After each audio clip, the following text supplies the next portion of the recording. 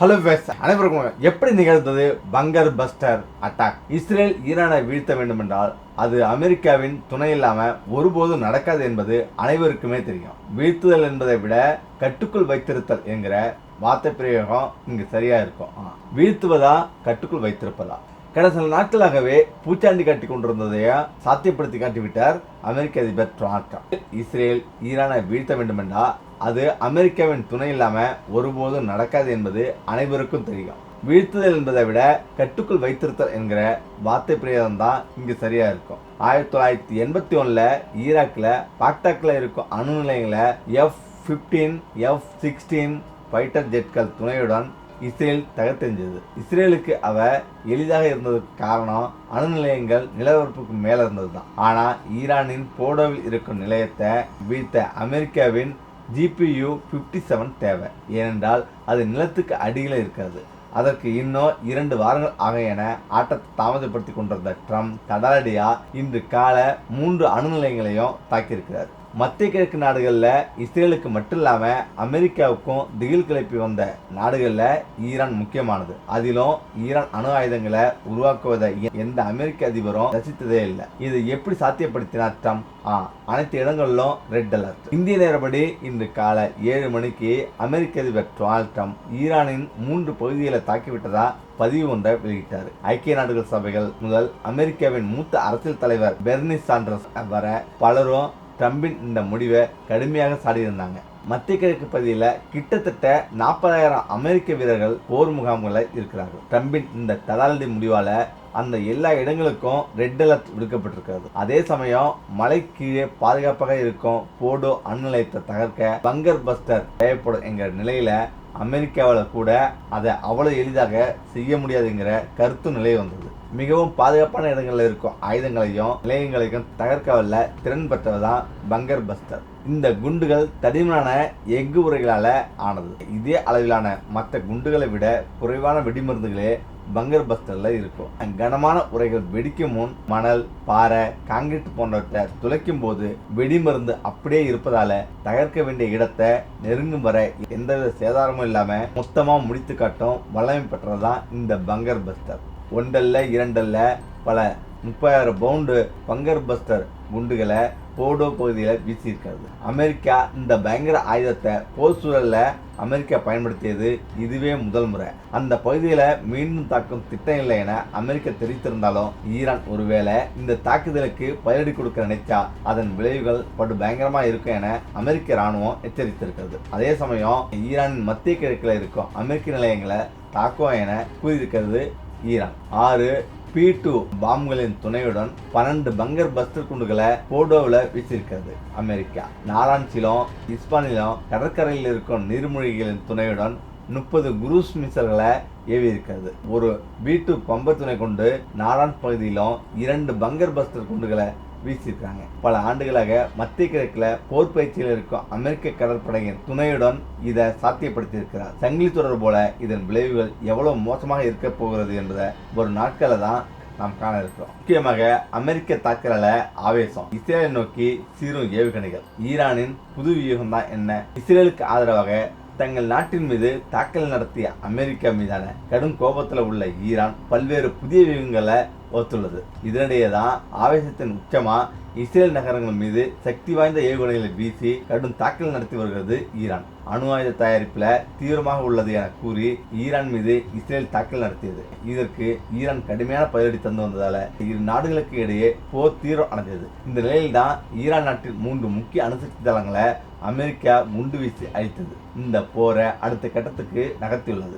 Operation midnight hammer என்ற பெயர்ல ஈரானின் அணுசக்தி திட்டத்தை நாசமாக்கிவிட்டதாக அமெரிக்கா அறிவித்துள்ளது. ஈரானின் அணுசக்தி செறிவூட்டல் மையமான நடான்ஸ், இஸ்பஹான் மற்றும் பர்தோ ஆகிய இடங்களை குறிவச்சு தாக்கணும். இந்த ஒருங்கிணைப்பு தாக்குதல்ல B-2 குண்டு வீச்சு விமானங்கள் உட்பட 125க்கும் மேற்பட்ட போர் விமானங்கள் ஈடுபடுத்தப்பட்டது. பாறையிலேயே ஊடுருவி தாக்கும் 14 GPI 57 குண்டுகள் மற்றும் பெர்சியன் வளைகுடா மற்றும் அரபிக்கடல்ல இருந்த நீர்மூழ்கி கப்பலில் இருந்து வீசப்பட்ட 30 டுமஹாக் ஏவுகணைகள் மூலம் தாக்குதல் நடத்தப்பட்டது. இது போன்ற தாக்குதலை இதுவரை எந்த நாடும் நடத்தியதில்லை. வீட்டு குண்டுவீச்சு விமானங்கள் ரேடார்ல சிக்காம ஈரான் வானிலைக்குள்ள புகுந்து தாக்குதல் நடத்திவிட்டு திரும்பியது. நாங்கள் ஈரான் ராணுவ வீரர்களையோ பொதுமக்களையோ குறிவைக்கவில்லை. இந்த திட்டம் ஈரான் ஆட்சி மாற்றத்துக்கானது அல்ல. அமெரிக்காவின் தேசிய பாதுகாப்புக்கு ஏற்பட்ட அச்சுறுத்தலை முறியடித்துள்ளோம் என்று அமெரிக்க பாதுகாப்புத்துறை அமைச்சகம் தெரிவிச்சிருக்கு. அமெரிக்க அதிபர் டொனால்ட் ட்ரம்ப் வெள்ளை மாளிகையில் இருந்து நாட்டு மக்களுக்கு ஆற்றிய உரையில ஈரானின் முக்கிய அணுசக்தி செறிவூட்டல் மையங்களை முற்றிலுமாக அழிக்கப்பட்டுள்ளது. இந்த நடவடிக்கை அமெரிக்க ராணுவத்தின் மிகப்பெரிய வெற்றி என்பதுடன் அமைதியை நிலவ வேண்டும், இல்லை என்றால் சோகம்தான் ஏற்படும் என்று ஈரானை அவர் மீண்டும் எச்சரித்தார். ஈரான் வியூகம் தான் என்ன?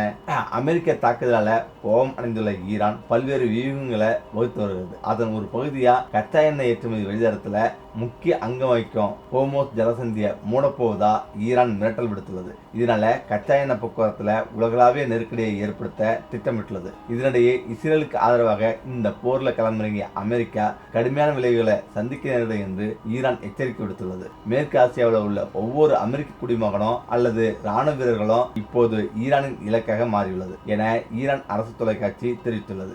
ஈரான் சிறிதும் தாமதிக்காம உடனடியாக எதிர்த்தாக்குதல் நடத்த வியூகம் வகுத்துள்ளது. அதன்படி மத்திய கிழக்கில் உள்ள முக்கிய அமெரிக்க ராணுவ தளங்களை ஈரான் குறிவைச்சுள்ளது என்று ஈரான் உச்ச தலைவர் கமேனி நெருங்கிய உதவியாளர் ஹோசன் சரிமாத் தெரிவித்துள்ளார். Bahrain, Qatar, Iraq, Syria, Kuwait மற்றும் ஐக்கிய அரபு அமீரகத்தில் உள்ள அமெரிக்காவின் முக்கிய ராணுவ தளங்களை குறிவச்சு ஈரான் தாக்குதல் நடத்தும் என தெரிகிறது. அமெரிக்க தாக்குதலை தொடர்ந்து ரஷ்ய அதிபர் விளாடிமிர் புதினை ஈரான் வெளியுறவுத்துறை அமைச்சர் அப்பாஸ் அராச்சி சந்தித்து பேச்சுவார்த்தை நடத்த உள்ளதாக தெரிவித்துள்ளார். இது குறித்து அவர் மேலும் கூறுகையில், ஈரானின் நண்பன் ரஷ்யா, நாங்கள் எப்போதும் ஒருவருக்கொருவர் ஆலோசனை நடத்துவது வழக்கம்.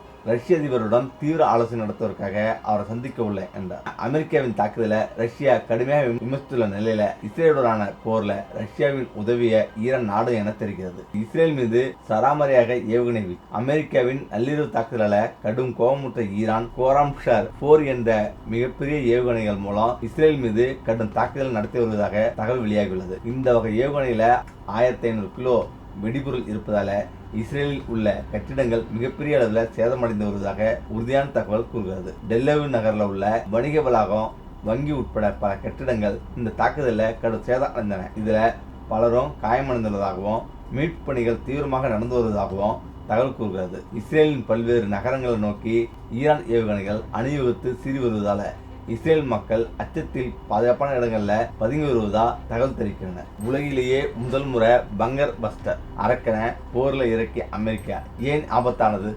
அணு ஆயுத தயாரிப்புல ஈரான் ஈடுபட்டுள்ளதாக கூறி அந்த நாட்டின் மீது கடந்த 13ஆம் தேதி இஸ்ரேல் தாக்குதல் நடத்தி வருகிறது. இந்த நிலையில்தான் அமெரிக்கா இதில் நேரடியாக தலையிட்டுள்ளது. ஈரானின் 3 அணுசக்தி நிலையங்கள்ல அமெரிக்கா இதுவரை பயன்படுத்தப்படாத GPU 57 பதுங்குழி அழிக்கும் குண்டுகளை வீசி தாக்குதல் நடத்தியுள்ளது என்பது தெரிய வந்துள்ளது.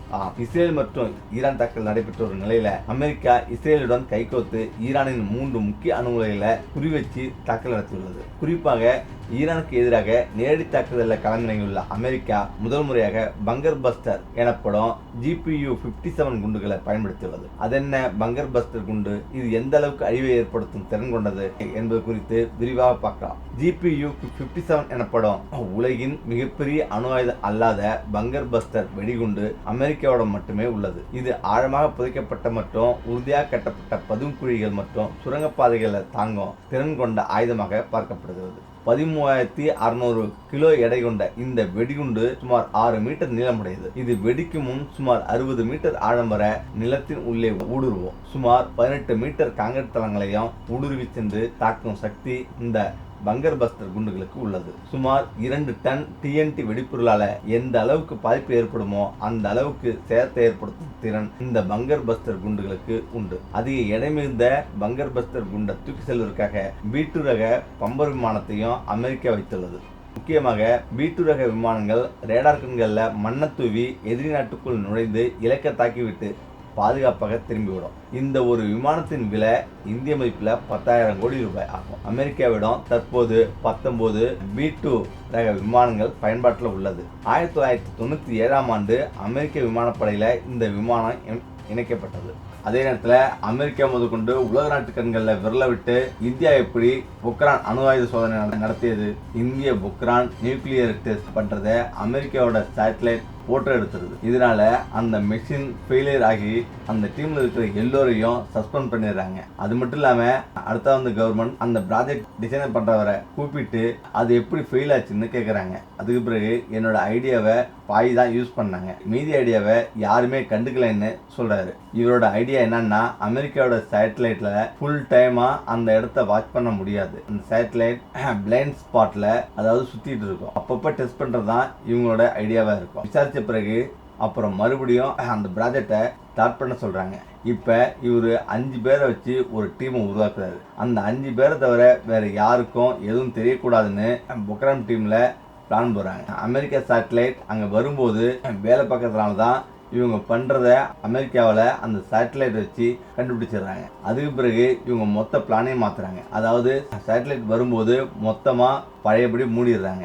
இப்படி ப்ராஜெக்ட் முடிகிற நிலைமை வரப்ப ஒரு அமெரிக்க சேட்டலைட் கண்டுபிடிச்சு ஆதாரத்தையும் வெளியிடுது. உடனடியாக அந்த இடத்துல இன்னொரு சேட்டலைட் வச்சு இதை எப்படியாவது வாட்ச் பண்ணணும் அப்படின்னு முடிவு பண்றாங்க. இந்த நேரத்தில் தான் இந்தியா ஒரு ஐடியா பண்ணுது. அதாவது உடனடியா நம்ம ஏன் இப்படியே இருக்கணும், பாகிஸ்தான் கூட போர் அப்படின்னு ஒரு பொருளை கிளப்பி எல்லா ராணுவ வீரர்களும் எல்லைக்கு போறாங்க. இந்த நேரத்தில் தான் உடனடியா எல்லா சேட்டலைட்டும் பாகிஸ்தான் எல்லையில குவியுது. இந்த நேரத்தை யூஸ் பண்ணி அவங்களுக்கு நிறைய நேரம் அவங்களுக்கு கிடைக்குது. உடனடியா இந்த நியூக்ளியர் டெஸ்ட்டை இவ்வளவு சீக்கிரட்டா பண்ணி முடிச்சாங்க இந்தியா. அதுக்கு பிறகுதான் உலகமே இந்தியாவை பார்த்து பயப்படுறாங்க.